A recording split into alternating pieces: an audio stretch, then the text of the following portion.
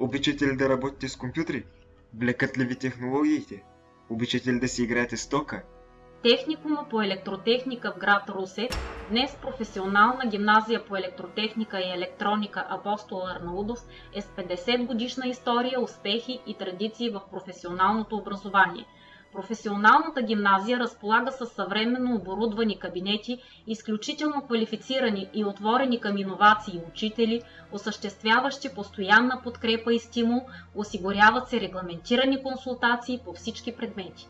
Училищната дейност се стреми максимално да задоволява интересите на учениците, дава възможност за усвояване на научни знания и специфични умения, съответстващи на икономическия напредък, създавайки предпоставки за професионално реализиране, за постигане на целите и стремежите на своите възпитаници.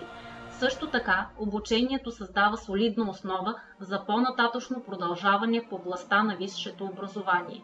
Средношколското общежитие се намира в близост до него и представлява адаптиран, самостоятелен битов комплекс за трайно настаняване през учебната година на нуждаещите се от жилищна среда ученици.